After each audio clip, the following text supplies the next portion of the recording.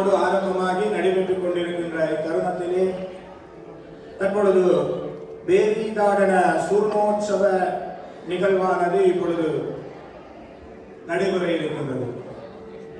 அந்த வகையிலே ஆலயத்திற்கு வருகை தருகின்ற மெய்யன்பர்களை ஆலயத்திலே எப்படி அழைப்பார்கள் என்று உங்கள் எல்லோருக்குமே தெரியும். ஆலயத்திலே வருகை தருகின்ற மெய்யடியார்களை மெய்யடியார்கள் அடியவர்கள் என்று அழைப்பார்கள். இதையே நீங்கள் ஒரு நிறுவனத்தில் வருகின்ற பொழுது அந்த இடத்தில் நீங்கள் எல்லாம் கஸ்டமர்ஸ், அப்படித்தான்.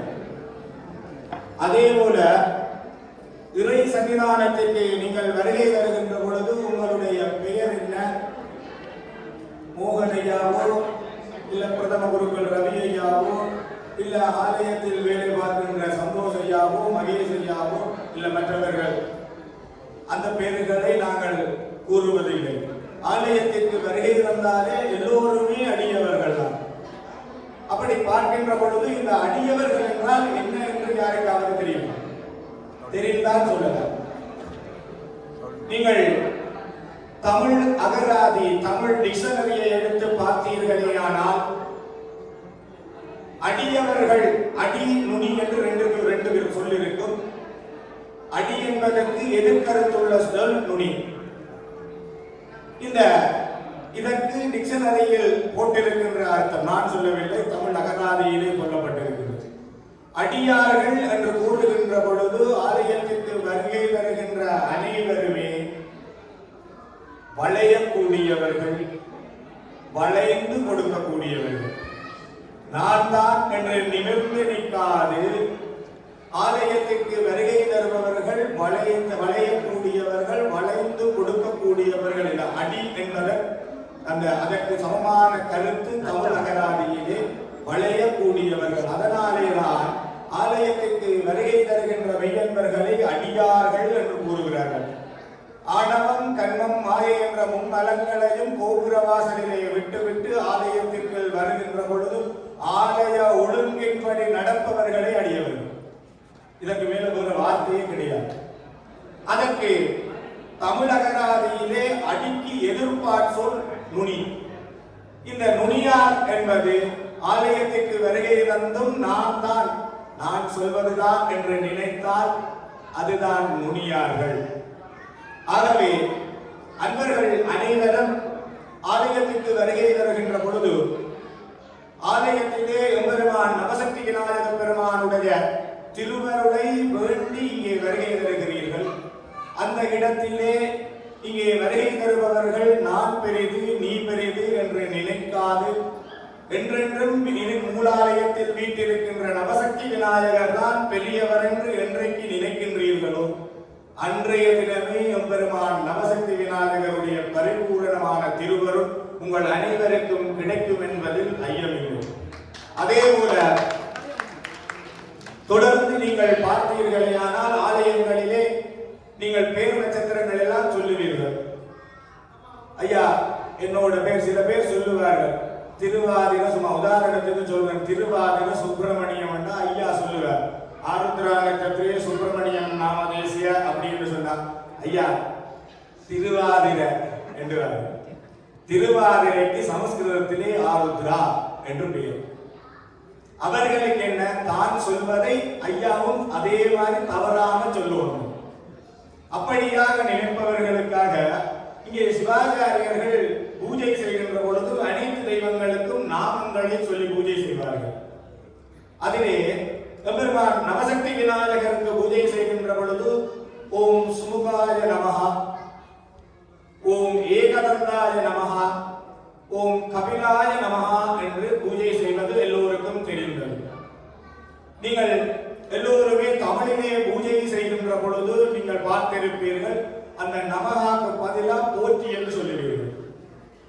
நமகாக்கு பதிலாக போற்றி என்பது அர்த்தம் கிடையாது. சமஸ்கிருதத்திலே ஒரு சொல்லை சொல்லுகின்ற பொழுது அதற்கு முன்னதாக ந என்று ஒரு சொல் வந்தால் அது எதிர்கருத்துள்ள சொல்லாக மாறப்படுகின்றது. நல்லாக புரிந்து கொள்ள வேண்டும். ந எந்த சொல்லாக இருந்தாலும் சமஸ்கிருதத்திலே முதல் எழுத்து ந என்று வந்தால் அது அதற்கு எதிர்ப்பாற் சொல். அப்ப ந என்பது நமஹா என்று சொல்லுகின்ற பொழுது ம என்றால் நான், எனக்கு, என்னுடையது. நமஹா என்றால் இது எனக்கு இல்லை, சுமுகாய நமஹா, இது விநாயகர் உனக்குரியது. இதுதான் அதனுடைய அர்த்தம். நாங்கள் அர்ச்சனை செய்கின்ற பொழுது சில பேர் சொல்லுவார்கள், ஓம் சுமுகாய நமக்கா, ஏகதந்தாய நமக்கா என்றார்கள். ஏகதந்தம் விநாயகருக்கு நமக்கு இல்லைன்னு சொல்லுவோம். புரிந்து கொள்ள வேண்டும். சமஸ்கிருதத்திலே நமஹா என்று சொன்னால் ம என்பது நான், எனக்கு, என்னுடையது. நான் என்று முன்னாடி வருகின்ற பொழுது இது ஏகதந்தாய நமஹா, ஏகதந்தம் எனக்கில்லை உனக்குரியது, இப்படியான அர்த்தம். ஆகவே நீங்கள் தமிழிலே சமஸ்கிருதத்தை சொல்லுகின்ற பொழுது அதை புரிந்து சொல்ல வேண்டும். இங்கே நமஹா என்று சொல்வதற்கும் நமக்கா என்றால் நான் சொல்வது, அப்படி சொல்பவருக்கு ஏகதந்தம் நமக்கு இல்லை, விநாயகருக்கு.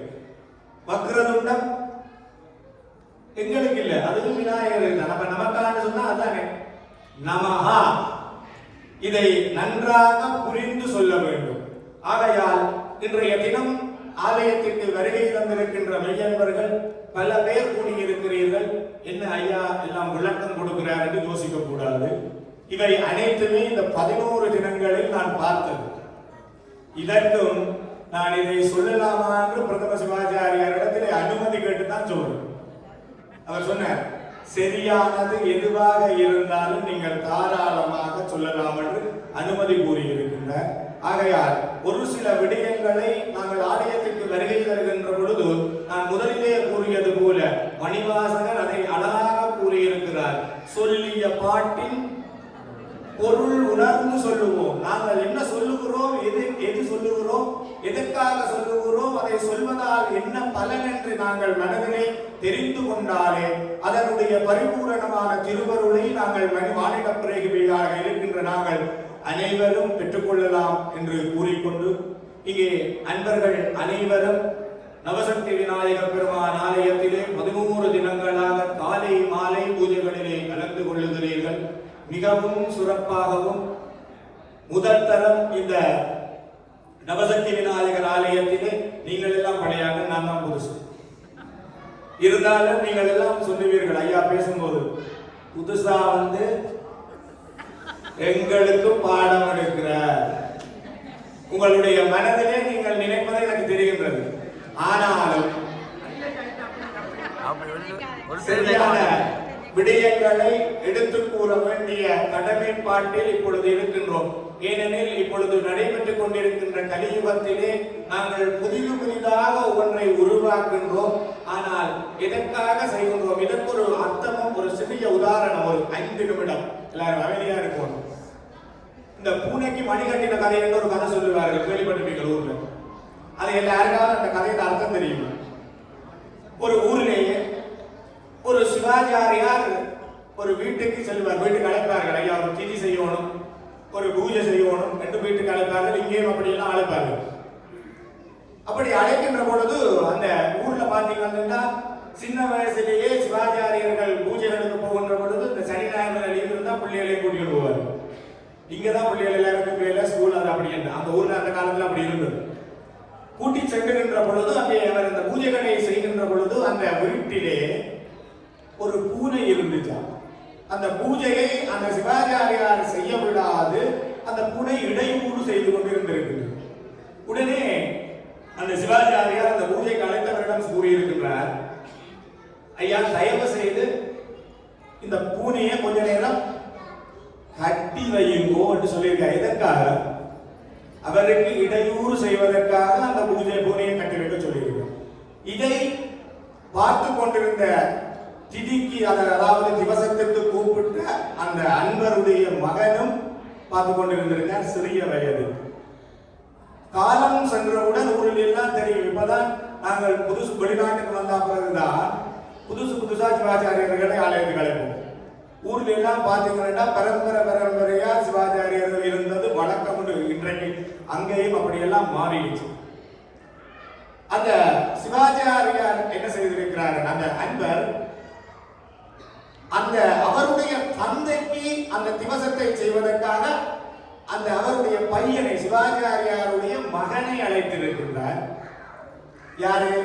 முதலிலே அழைத்தவருடைய மகன் தனது தந்தைக்கு திவசம் செய்வதற்காக சிவாச்சாரியாருடைய பையனை 30 வருஷத்துக்கு பிறகு நடக்குது.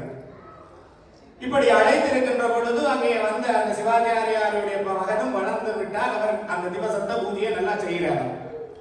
செய்து முடிந்தவுடன் அந்த சிவாச்சாரியர்கள் ஒரு வார்த்தை கேட்பார்கள், எல்லாமே உங்களுக்கு திருப்தி தானா என்றால் நீங்கள் என்ன சொல்லுவீர்கள்? எல்லாம் திருப்தி ஐயா. உண்மையா திருப்தி இல்லாட்டியும் என்ன செய்வது, சொல்ல வேண்டிய கடமை சொல்லிடுவீர்கள். அந்த எல்லாம் திருப்தி தான் ஐயா என்று சொன்ன அவர் மறுபடியும் ஒரு வார்த்தை கேட்டார். சொன்னாராம், எல்லாமே சரி ஐயா, ஆனால் உங்களுடைய தந்தையார் செய்வதை போல் நீங்கள் அந்த பூனையை கட்டி வைக்கல. அவர் பூனையை கட்டி வைத்ததற்குரிய காரணம் அங்கே இருந்த பூனை அவருடைய பூஜைக்கு அந்த நேரத்தில் இடையூறு செய்ததால். ஆனால் அவருடைய மகன் என்ன நினைத்திருக்கிறார், இது பூஜையில ஒரு கிரியை அப்படின்னு நினைத்து விட்டார். அப்ப அவர் அப்படி எல்லாம் திருப்தியோடு எல்லாம் திருப்தியா, ஆனா உங்களோட தந்தையார் செய்த ஒன்றை நீங்கள் செய்ய. இதுதான் பூனைக்கு மணி கட்டின கதை. இது இப்பொழுது பல ஆலயங்களிலே இது நடைபெறுகின்றது. என்னென்று கேட்டீர்களே, ஆனால் சில சிவாச்சாரியர்கள் இந்த ஆலயத்தில் இது இப்படித்தான், ஆனா அந்த சிவாச்சாரியாரிடத்திலே இதை ஏன் செய்கிறீர்கள் என்று கேட்டால் பதில் தெரியாது. முன்னாடி இப்படித்தான் செய்தவ, நானும் அதைத்தான் உங்களுக்கு சொல்லுகிறேன். இப்படியாக இந்த மேலத்தேய நாடுகளிலே நாங்கள் வந்து இவ்வளவு தூரம் வாழ்ந்து கொண்டிருக்கின்றோமே, ஆனால் எங்களுடைய தாய் தந்தையர் ஊரிலே செய்த அந்த முன்பினை பயனாக இன்று நாங்கள் எல்லோரும் நல்லபடியாக விநாயக பெருமான் திருவருளோடு வாழ்ந்து கொண்டிருக்கின்றோம். ஆகவே நாங்கள் ஊரிலே எல்லாம் வேலி சண்டை காணி சண்டை எல்லாம் பண்றாங்க அந்த நேரம். ஆனால் இந்த வேலிக்கு காணிக்கு சண்டை பிடிச்சு கடைசியா எதை கண்டனீங்கள்? எதையுமே கண்டதில்லை, எதுவுமே இல்லை. மேலத்தேய நாடுக்கும் வந்து இது இப்படித்தான், நீங்கள் இப்படித்தான் செய்யணும், நீங்கள் இப்படித்தான் நடக்கணும் என்று சொன்னால் விநாயக பெருமான் அதையும் பார்த்து கொண்டு இருப்பார் என்பதில் ஐயமில்லை. ஆகவே ஆலயத்துக்கு அனைவரும் வாருங்கள். ஆலயத்திலே அதற்கான நிர்வாக சபையினர்கள் ஒரு ஒருங்கமைப்பை செய்து வைத்திருக்கிறார்கள். அதற்கு நீங்கள் அனைவரும் ஒத்துழைப்பை வழங்க வேண்டும். ஏனெனில் இப்படியான மேலத்தேய நாடுகளிலே இப்படிப்பட்ட ஆலயங்களை அமைத்து மகாகும்பாபிஷேகங்களை நடத்தி தொடர்ந்து பூஜைகள் மகோத்சவங்களை செய்வதென்பது அரிய காரியம் கிடையாது. இங்கே வருகின்ற ஒவ்வொருவருக்கும் ஆலய தலைவர் உட்பட அனைத்து நிர்வாக சபையினர்களும் பதில் சொல்ல வேண்டிய கடமைப்பாட்டில் இருக்கின்றார்கள். ஆகவே இது இப்படித்தான் செய்ய வேண்டும் என்றே அவர்கள் சில நேரம் கூற முடியாது. ஏனெனில் இந்த ஆலயத்திற்கு அனைவரும் வர வேண்டும் என்று நினைப்பவர்களே ஆலய தலைவர் உட்பட நிர்வாக சபையினர்கள். ஆகவே இப்படியான இந்த ஆலயங்களை நடாத்துபவர்களிடம் அனைவரும் ஒற்றுமையாக அவர்கள் சொல்வதை கேட்டு நடந்தீர்களே, ஆனால் நவசக்தி விநாயக பெருமானுடைய பரிபூரணமான திருவருளை நீங்கள் அனைவரும் பெற்றுய முடியும் என்று இந்த வேளையிலே மிகவும் தாழ்மையாக கேட்டுக்கொண்டு தொடர்ந்து இங்கே வருகை வந்திருக்கின்ற அனைவருக்கும் நவசக்தி விக்னேஸ்வர பெருமானுடைய பரிபூரணமான திருவருள் கிடைக்க பிரார்த்திப்போமாக. ஹர ஹர நம பார்வதி பதஜே.